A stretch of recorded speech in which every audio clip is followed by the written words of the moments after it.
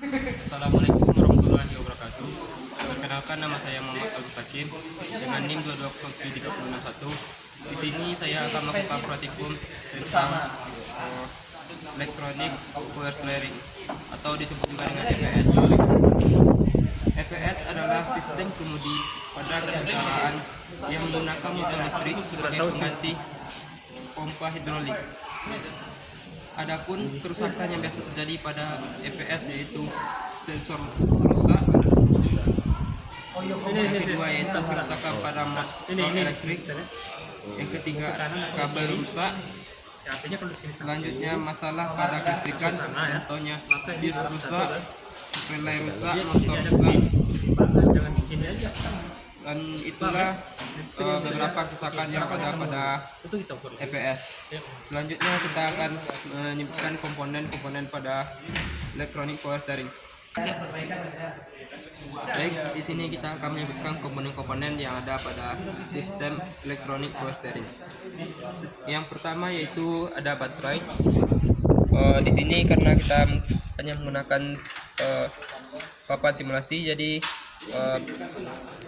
komponen yang asli tidak diperlihatkan. Di sini ada baterai. Baterai berfungsi sebagai penyimpan energi listrik dalam bentuk kimia yang digunakan untuk mensuplai listrik ke sistem starter, pengapian, dan lampu-lampu dan komponen lainnya. Yang kedua yaitu kunci kontak yang berfungsi untuk memutus dan menghubungkan arus listrik pada rangkaian EPS ini. Yang ketiga yaitu sekring yang di sini berfungsi untuk membatasi arus yang berlebihan. Yang keempat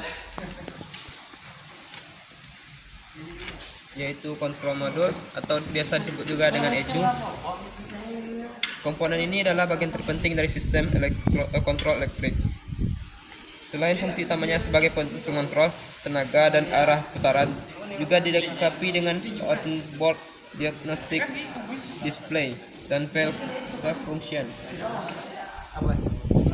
Yang kelima yaitu motor elektrik, berfungsi sebagai penggerak bantu dari sistem EPS. Yang kelima ada vehicle speed sensor atau VSS, berfungsi untuk mendeteksi kecepatan kendaraan dengan membangkitkan signal secara proporsional. Yang ketujuh ada torque sensor yang berfungsi untuk mendeteksi tenaga dan arah putaran setir. Yang kedelapan ada onboard diagnostic display,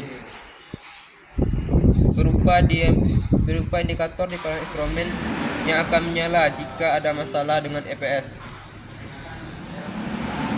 Yang kesembilan yaitu ada crankshaft position sensor atau CKP, yang berfungsi atau digunakan dalam mesin pembakaran internal untuk memantau posisi atau kecepatan rotasi crankshaft. Baik, selanjutnya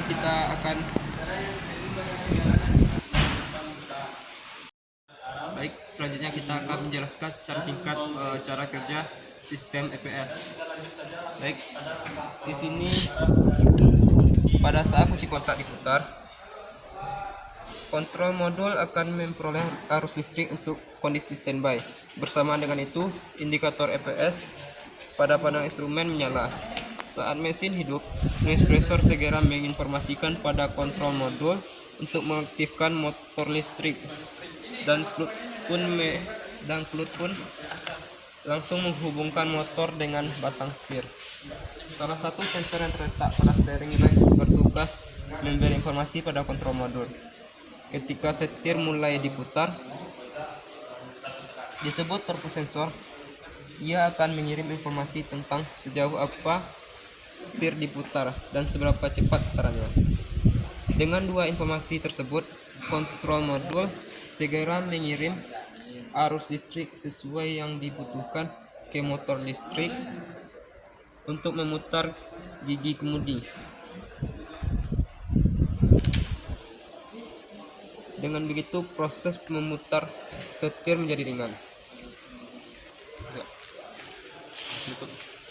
Nah, berikut adalah uji coba electric power steering.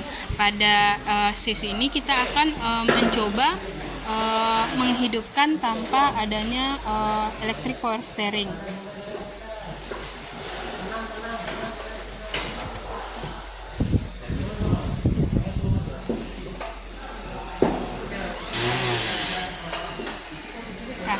Nah, maka setirnya ini akan terasa berat karena tidak menggunakan motornya.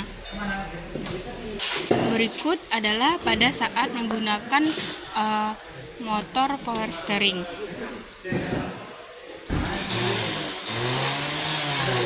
Nah, maka di sini akan setirnya akan terasa lebih ringan.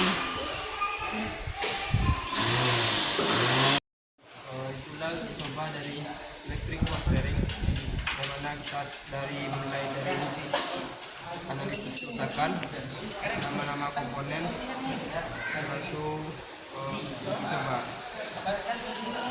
Hanya itu dapat secara